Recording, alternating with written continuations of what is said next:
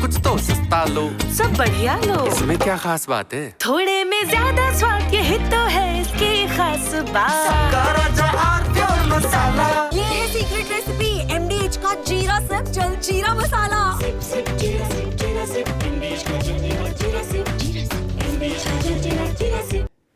बढ़ते हैं दूसरी बड़ी खबर की ओर। उत्तर प्रदेश में बीजेपी का अध्यक्ष कौन होगा? क्या अखिलेश के बताए पीडीए पिछड़ा दलित से होगा काट के लिए? क्या कौन होगा? इतनी मुलाकातें हो रही हैं और देरी 26 राज्यों में बीजेपी ने प्रदेश अध्यक्ष चुन लिया है। गृह मंत्री अमित शाह ने कई बार ये संकेतों में कहा कि जो 21 तारीख से मानसून सत्र शुरू हो रहा है उससे पहले राष्ट्रीय अध्यक्ष मिल जाएगा, और ये उम्मीद की जा रही थी कि अब तक हो जाना चाहिए था, प्रदेश अध्यक्ष का भी नाम आ जाता उत्तर प्रदेश से और राष्ट्रीय अध्यक्ष। तो अब लग रहा है ये 21 जुलाई वाली डेडलाइन मिस होने जा रही है। और मेरे साथ इस समय है वरिष्ठ पत्रकार सुनील शुक्ला जी, जिनसे समझेंगे कि ये देरी क्यों है और यूपी ये जो अध्यक्ष आ रहे हैं, चाहे राष्ट्रीय स्तर पर आए या प्रदेश में, ये एक प्रदेश में 27 में चुनाव है, क्या उससे पहले भी कोई चेंज हो सकता है? स्टॉप गैप अरेंजमेंट टाइप का कोई अध्यक्ष है या बड़ा अध्यक्ष चुना जाना है? यही हाल राष्ट्रीय पे। तो हमारा फोकस मूलतः उत्तर प्रदेश पे रहेगा। और उत्तर प्रदेश में मैं चर्चा शुरू करने से पहले आप लोगों को बता दूं कि केशव प्रसाद मौर्य ने अमित शाह से लेके पिछले 10 दिनों में अमित शाह, आनंदीबेन पटेल, सतीश महाना और कई अहम मुलाकातें कर डाली। इधर कल डिप्टी सीएम ब्रजेश पाठक ने भी अमित शाह जी से मुलाकात की है। तो सुनील जी, कहाँ पर ये है? आप क्या इन मुलाकातों का संकेत समझें और क्यों देरी हो रही है? धन्यवाद पुष्कर जी। उत्तर प्रदेश में जहाँ तक मेरा अपना मानना है कि भारतीय जनता पार्टी पिछड़े वर्ग के नेता को ही अध्यक्ष बनाने का प्रयास करेगी, उसके टारगेट में है। और अगर आप पिछले दिनों का, पिछले सालों का इतिहास भी अगर आप देखिए तो पार्टी का अध्यक्ष पिछड़े वर्ग का ही रखा है। बीच में एक महेंद्र पांडे जी को अगर आप हटा दीजिए तो अभी आज के जो अध्यक्ष जी हैं वही पिछड़े वर्ग के, उसके पहले केशव जी थे, स्वतंत्र देव सिंह जी थे, इस सब पिछड़े नेता आते चले जा रहे हैं। मुख्यमंत्री जी श्रवण बिरादरी के हैं। अन्य राज्यों की अगर आप स्थिति देखिए, उस समय भारतीय जनता पार्टी ये कोशिश कर रही है कि पिछड़े नेताओं को आगे रखे हो।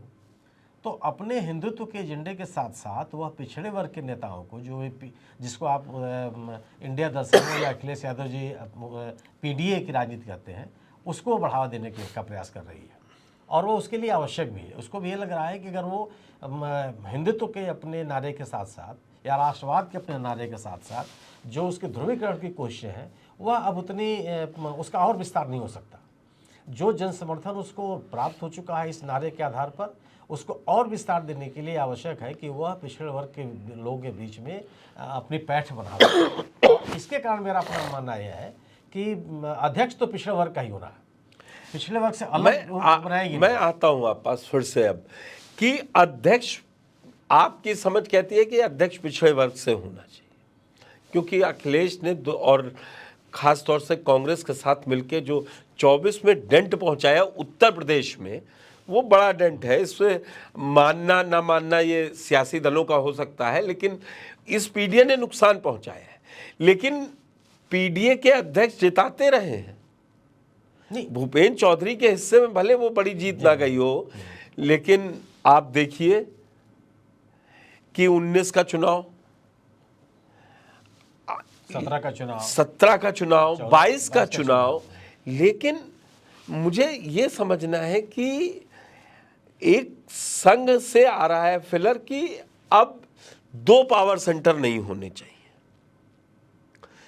कि अगर जिस तरीके से केशव प्रसाद मौर्य की मुलाकात हुई है, अगर केशव प्रसाद मौर्य बार बार उस ट्वीट का जिक्र भी किया कि 2017 से 27 में दोहराएंगे, मतलब 300 पार वाली सीटें, तो क्या आपको लग रहा है बीजेपी इस स्थिति में है कि अगर केशव प्रसाद मौर्य को वो अप करते हैं तो फिर वो डायरेक्ट कन्फ्रंटेशन में नहीं आएंगे, सत्ता और संगठन दो अलग चीज़ें होंगी। कन्फ्रंटेशन तो आज भी उत्तर प्रदेश में दिखाई पड़ेगा आपको। केशव जी एक असंतुष्ट नेता के रूप में हमेशा स्थापित है। केशव जी का एक लक्ष्य हमेशा माना जाता रहा है, वो दिखता भी है। योगी आदित्यनाथ जी नहीं, अब तो वो गाय बगाए हमेशा इस तारीफ करते हैं अपने ट्वीट्स में। साथ साथ कहाँ दिखते हैं? आप याद कीजिए शुरुआती दौर में जब नई सरकार बनी थी पहली वाली, उस समय जो केशव जी की स्थिति थी और आज की स्थिति क्या हो गई है, कहाँ दिखते हैं वो? और केशव को और अंडरमाइन करने की कोशिश कहाँ नहीं दिखाई पड़ती। आप जब नई सरकार बना, नया मंत्रिमंडल बना, उनकी स्थिति क्या बना दी गई। तो ऐसा नहीं है। और केशव एक असंतुष्ट नेता के रूप में हमेशा दिखाई पड़ते हैं। उनकी राजनीतिक महत्वाकांक्षाएं उससे भी आप इनकार नहीं कर सकते। अच्छा, मुझे ये नहीं लग रहा है, अगर मैं आपकी बात मानूं कि पीडीए के से अध्यक्ष आएगा, पिछड़े दलित से आएगा, पीडीए में नहीं बोलना चाहिए कि मुझे ये समझाइए कि कौन इतना बड़ा चेहरा हो सकता है जो 2024 की जीत जीतने वाले अखिलेश के सामने मुकाबला करेगा। वो चेहरा नहीं, अब चेहरा तो इन्हीं लोग जो आप उत्तर प्रदेश में उपलब्ध लोग हैं उन्हीं के बीच में बात करें। ये तो उसमें केशव प्रसाद मौर्य ने निश्चित रूप से एक संगठनकर्ता के रूप में अपने आप को स्थापित किया है। मैंने भारतीय जनता पार्टी के तमाम के वर्ग में अगर आप बात कीजिए, कार्यकर्ताओं से संबंध, संगठन को खड़ा करना, राजनीतिक सक्रियता, लोगों से मिलना जुलना, एक कार्यशैली निश्चित रूप से केशव ने पैदा की, स्वतंत्र देव सिंह ने भी पैदा की। इससे कोई इनकार नहीं कर सकता। और दूसरी चीज़ यह है कि अब भारतीय जनता पार्टी को अपना विस्तार देना है। अब राष्ट्रवाद के नाम पर, हिंदुत्व के नाम के नाम पर जो कुछ भी आपको मिलना था वो मिल गया। सवर्ण जो समुदाय है स्वेच्छा और या बेमन से भी वह बीजेपी को छोड़ के कहीं जाने की स्थिति में नहीं है। तो अगर नए मतदाता वर्ग को आपको लाना है, अगर 2024 के चुनाव का अगर आपके पास कोई संदेश है, तो निश्चित रूप से है कि पिछड़े समुदाय के लोगों को आप अपने साथ लाइए। कैसे लाएंगे आप?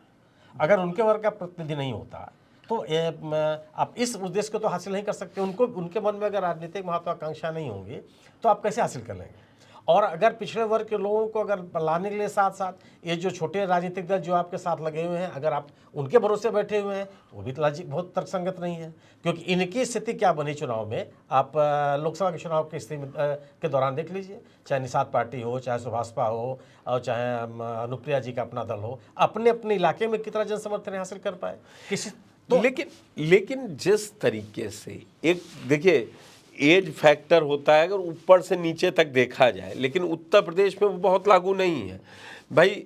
चेहरा योगी जी होंगे 27 में, ऐसा गृह मंत्री अमित शाह चर्चा के दौरान लोकसभा में जवाब में कहा था। एक अखिलेश यादव या समाजवादी विपक्षी बोल रहा था। लेकिन क्या आपको लगता है कि अगर फिर से लानी है, लगातार तीसरी बार इतिहास रचेगी बीजेपी, तो क्या वो केशव प्रसाद मौर्य वो चेहरा ज्यादा अकेले तो बूते का नहीं है वो। आप योगी आदित्यनाथ जी को किनारे नहीं कर सकते। योगी आदित्यनाथ फिर वही आप मुझसे कह रहे हैं कि वो साथ नहीं, तो स्वतंत्र देव सिंह के साथ, स्वतंत्र देव सिंह के साथ क्यों नहीं बनेगा? नहीं, मेरी अपनी समझ है कि स्वतंत्र देव सिंह की तुलना में केशव की लोकप्रियता कांग्रेस बीजेपी कार्यकर्ताओं के बीच में ज्यादा है।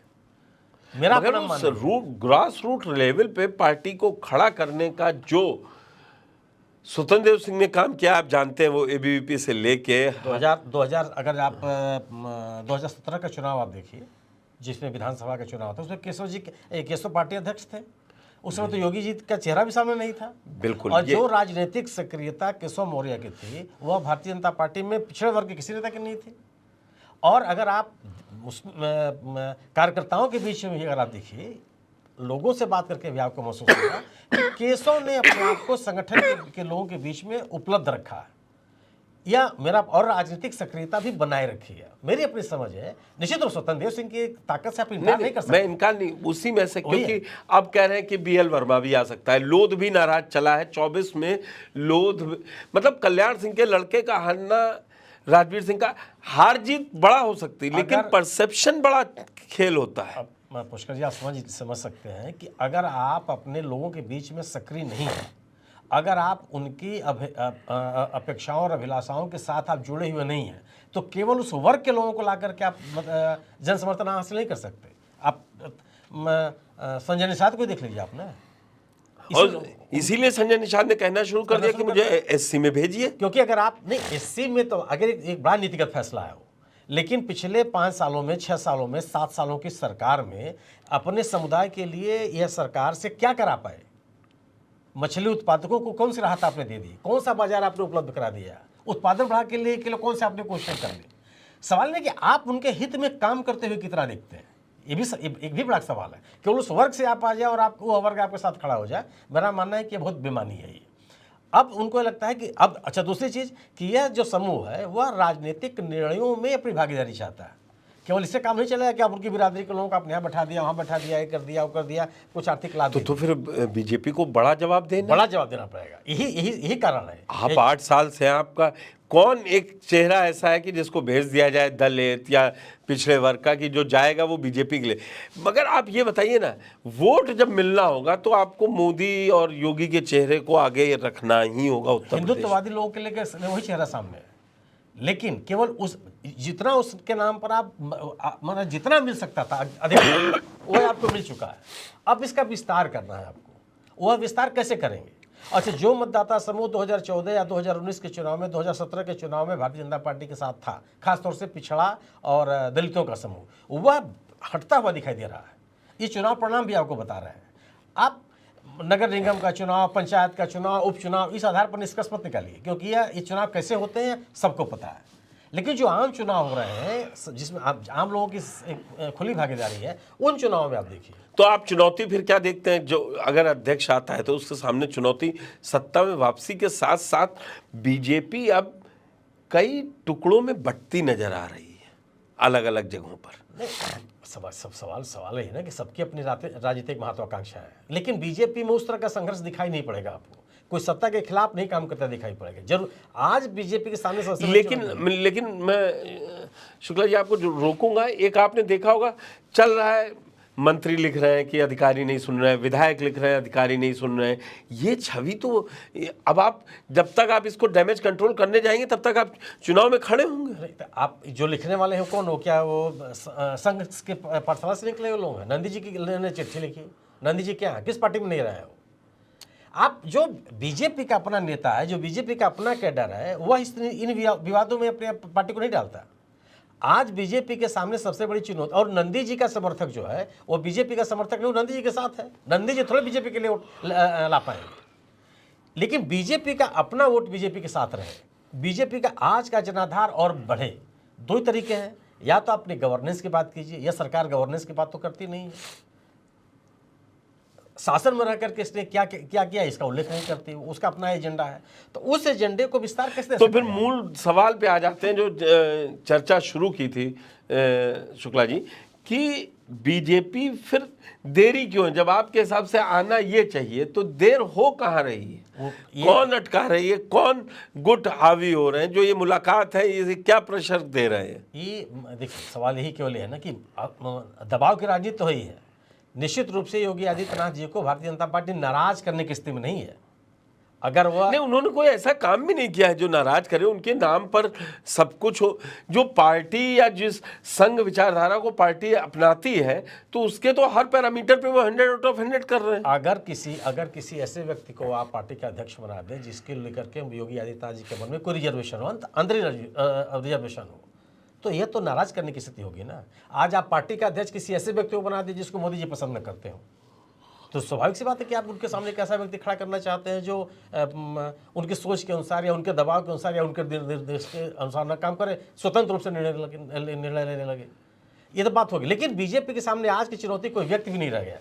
बीजेपी के सामने चुनौती यह है कि वह अपने जनाधार को कैसे विस्तार दे, वह अपने खिसकते हुए लोगों को कैसे अपने साथ जोड़े रखे, अपने हिंदुत्व के नारे के साथ साथ जो सामाजिक समीकरण है उस समीकरण में भी अपने को कैसे फिट करे। तो ये बड़ी चुनौती। कुल मिला के अगर जो शुक्ला जी से बातचीत हुई उसमें ये समझ में आया, बीजेपी के लिए चुनौती अध्यक्ष का नाम तय करना नहीं है, वो उस अध्यक्ष को जो काम करने हैं वो बड़ी चुनौती है। आप हिंदुत्व के नाम पर एक वोट पा सकते हैं, लेकिन अब आप को हर सेक्शन के लोगों को साथ लेके बढ़ना है और उनको ये महसूस कराना है कि हम आपको साथ ले रहे हैं। वो नारे से जो वोट मिलने थे, सबका साथ, सबका विकास, सबका विश्वास, वो वहाँ तक हो गया है। अगर सुनील जी की बात को मैं मानूं तो उनका अब कहना है कि बीजेपी को कहीं आगे जाना है, और जिस तरीके से अखिलेश यादव लगातार अब बोल रहे हैं कि वो कांग्रेस के साथ चुनाव लड़ेंगे, 27 में कांग्रेस कहीं जाने वाली नहीं, और ये गठबंधन के बाद, चुनाव के बाद किसी गठबंधन में दोनों दल पहली बार इतने दिन 13-14 महीने हो गए बने हुए, उपचुनाव भी हो गया, सब हो गया। तो इस स्ट्रेटजी से भी पार पाना होगा कि अब वो फ्रीबीज का लालच देके रुकने वाले लोग नहीं तो 24 में यह हाल नहीं होता। अब कुछ करना ये है जो ये दिखे कि वाकई में जो आप कहते हैं वो करते हैं।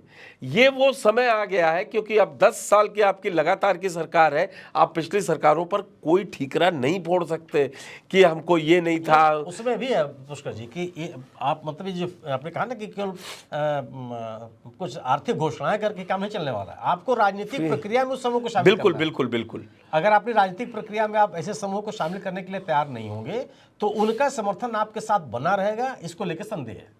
अगर किसी व्यक्ति को भी आप लाते हैं तो उस व्यक्ति के माध्यम से यह संदेश देने की कोशिश करनी पड़ेगी आपको कि वह व्यक्ति हमारे लिए केवल समर्थक ही नहीं है, हमारी राजनीतिक प्रक्रिया में नीतिगत फैसले लेने की प्रक्रिया में भी शामिल है। कितना कर पाएगी बीजेपी, ये बड़ा सवाल है। तो ये जिस तरीके से इतनी मुलाकातें हो रही हैं, सारे काम चल रहे हैं, उससे क्या कोई एक ऐसा चेहरा निकल के आएगा जो पहले अध्यक्ष रह चुके हैं वही बनेंगे? लेकिन कुछ जानकार ये दावा करते हैं कि ये तय है, जो शैली गृह मंत्री अमित शाह और प्रधानमंत्री मोदी के मिलके अभी तक संगठन में देखने को मिली है, वो हमेशा चौंकाने वाले निर्णय रहते हैं। हो सकता है कोई एक ऐसा चेहरा उत्तर प्रदेश में आए जो लॉन्ग टर्म में भी पार्टी को फायदा करे। आप चुनाव के बाद देख लीजिए पुष्कर जी, मध्य प्रदेश में कोई उम्मीद कर रहा था कि मोहन यादव मुख्यमंत्री हो जाएंगे? भरत शर्मा जी पहली बार के विधायक हैं, भजनलाल शर्मा मुख्यमंत्री हो जाएंगे। कोई कल्पना करता था कि शायद साहब को छत्तीसगढ़ मुख्यमंत्री विष्णु शाह। तो ये पार्टी का काम करने का सत्ता में सेकंड लाइन आ चुकी है, संगठन में क्या ये सेकंड लाइन आने का समय है? इसीलिए देरी लग रही है कि जिन चेहरों को आप सोच ही नहीं सकते हैं, पार्टी में काम कर रहे हैं, लगातार हैं, सब कुछ है, अब उन लोगों को महत्व दिया जाएगा जिससे ये मैसेज जाए कि जब संगठन में भी कुछ देने का नंबर आता है तो हम केवल कुछ चेहरों तक सीमित नहीं रहते हैं। कुछ जो बहुत फेवरेट बॉय टाइप के हों उनको चेहरा नहीं देते हैं, हम उनको मौका देते हैं जो वाकई में संगठन के लिए काम कर रहे हैं। बीजेपी के लिए ये बड़ा दांव होगा, जो अध्यक्ष चुन के आएंगे प्रदेश का, वो सीधे सीधे 27 का मुकाबला करना होगा, वो भी अखिलेश के पीडीए से। तो शुक्ला जी हमारे साथ जुड़े, आपका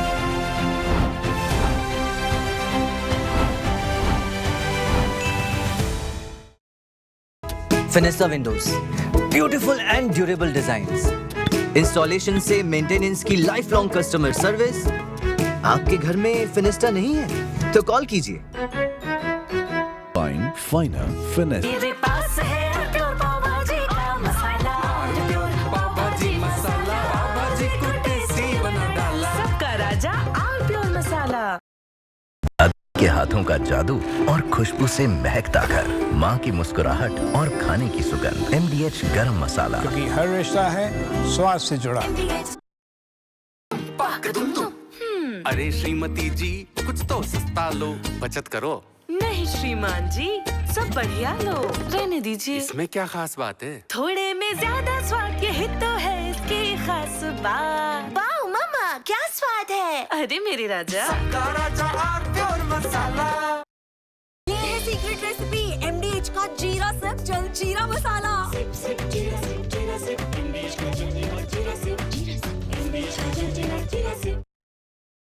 थोड़े में ज्यादा स्वाद, यही तो है इसकी खास बात। वाओ मामा, क्या स्वाद है। अरे मेरे राजा,